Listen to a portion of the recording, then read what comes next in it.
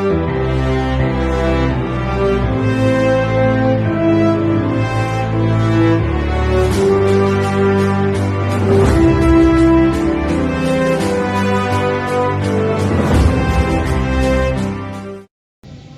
everybody, my name is Jaime Andres Cantillo Aguilar. I am an English and French student at the Technological University of Chocó Department. I am cursing 7th semester, and right now I want to talk to you about the United States of America. So let's go ahead. I am happy to join with you today in what will go down in history as the greatest demonstration for freedom in the history of our nation. United States. The United States of America, USA, commonly known as the United States, US or America, it is a country located primarily in North America, consisting of 50 states, a federal district, 5 major self-government territories, and various possessions. At 3.8 million square miles, 9.8 million square kilometers, it is the world's third or fourth largest country by total area. With a population of over 328 million, it is the third most populous country in the world. The national capital is Washington, D.C., and the most populous city is New York City. Paleo-Indians migrated from Siberia to the North American mainland at least 12,000 years ago, and European colonization began in the 16th century. The United States emerged from the 13 British colonies established along the East Coast. Disputes over taxation and political representation with Great Britain led to the American Revolutionary War, 1775 to 1783, which established independence. In the late 18th century, the U.S. began vigorously expanding across North America, gradually acquiring the new territories, conquering and displacing Native Americans, and admitting new states. By 1848, the United States spanned the continent. Slavery was legal in the southern United States until the second half of the 19th century, when the American Civil War led to its abolition. The Spanish-American War and World War I established the U.S. as a world power, a status confirmed by the outcome of World War II.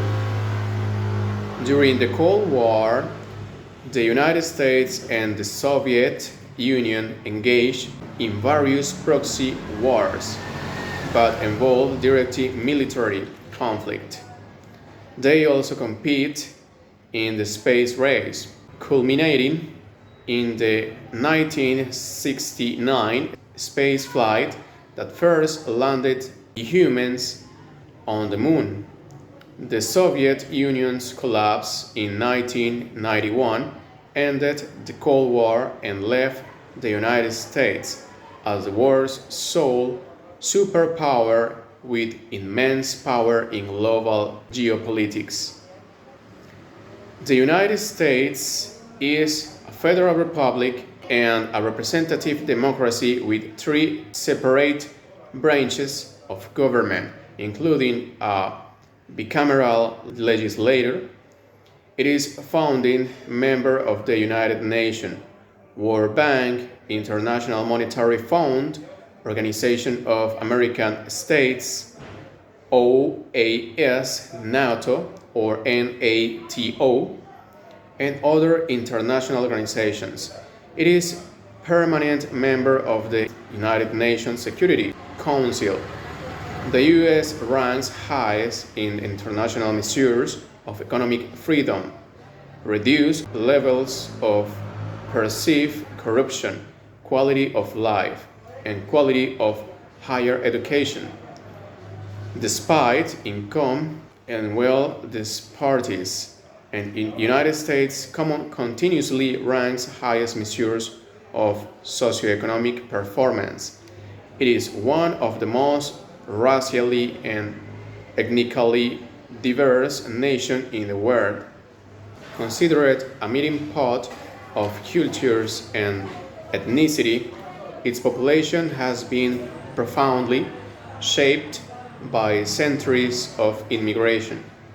Highly developed country, the United States accounts for approximately a quarter of global gross domestic product (GDP) and is the world's largest economy by normal GDP by value.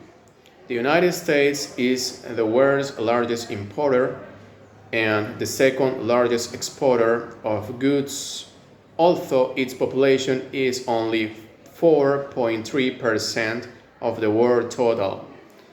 It holds 29.4% of the total wealth in the world, the largest share held by any country, making up more than a third of global military spending. It is the foremost military power in the world and is leading political, cultural, and scientific force immediately. So, continuing speaking about culture, I'm going to talk to you about United States culture. First of all, let's talk about a curious date about why etymologically they are called Americans. So, etymology, the first known use of the name America dates back to 1507, when it appeared on a world map created by the German cartographer Martin Waldseemüller. On this map, the name applied to South America in honor of the Italian explorer Amerigo Vespucci. Amerigo Vespucci, who was the first to postulate the West Indies did not represent Asia's eastern limit, but part of the previously unknown landmass. In 1538, the Flemish cartographer Gerardus Mercator used the name America on his own world map, applying it to the entire Western Hemisphere. The first documentary evidence of the phrase United States of America dates from January 2, 1776, letter written by Stephen Moylan, Esquire, to George Washington's aide de camp Joseph Reed. Moylan expressed his wish to go with the full and ample powers from the United States of America to Spain to seek assistance in the Revolutionary War effort. The first unknown publication of the phrase United States of America was in an anonymous essay in the Virginia Gazette newspaper in Williamsburg, Virginia, on April 6, 1776. Another important thing about United States history is European settlements. The first Europeans to arrive in the continental United States were Spanish conquistadors, such as Juan Ponce de León, who made his first visit to Florida in 1513. Even earlier, Christopher Columbus had landed in Puerto Rico on his 1493 voyage, and San Juan was settled by the Spanish a decade later. The Spanish set up the first settlements in Florida and New Mexico, such as San Agustin, often considered the nation's oldest city. In Santa Fe, the French established their own settlements along the Mississippi River, notably New Orleans. Successful English settlements of the eastern coast of North America began with the Virginia colony in 1607 at Jamestown and with the Pilgrims colony at Plymouth in 1620. Many settlers were dissenting Christians who came seeking religious freedom. The continent's first elected legislative assembly, Virginia's House of Burgesses, was founded in 1619. Documents such as the Mayflower Compact and the Fundamental Orders of Connecticut established precedents for representative self-government and constitutionalism that would develop through the American colonies. Now let's talk about its population. The US Census Bureau officially estimated that country's population to be 328,239,523 as of July 1st, 2019, according to the Bureau's US Population Clock. On May 23, 2020, the US population had a net gain of one person every 19 seconds, or about 4,547 people per day. The United States is the third most populous nation in the world, after China and India. In 2018, the median age of the United States population was 38.1 years.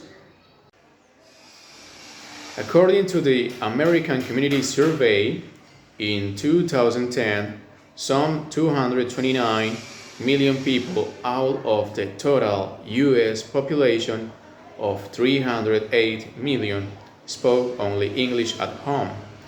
More than 37 million spoke Spanish at home, making it the second language most commonly used language in the United States.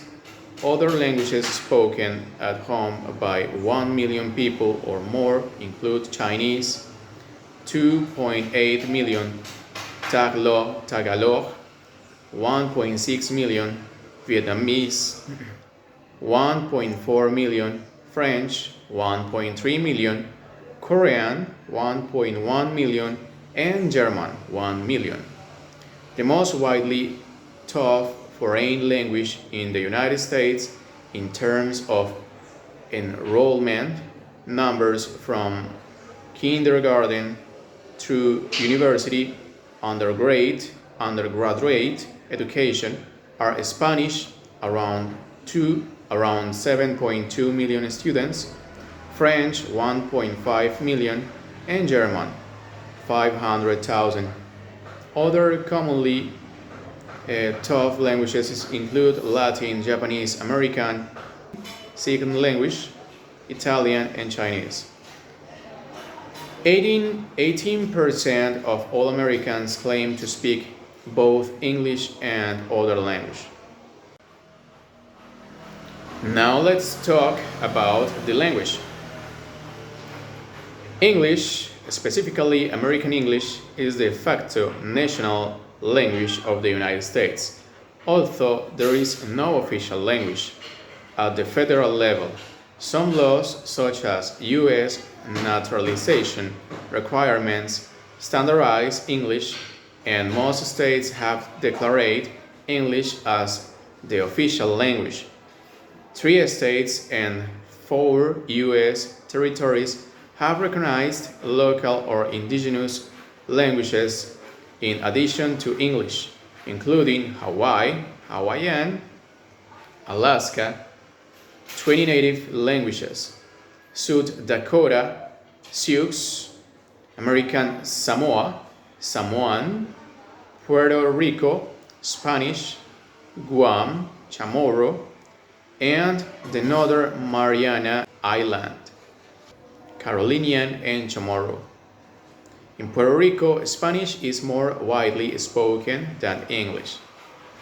According to the American Community Survey and 2010, 2010, some 229 million people out of the total US population of 300 million spoke only English.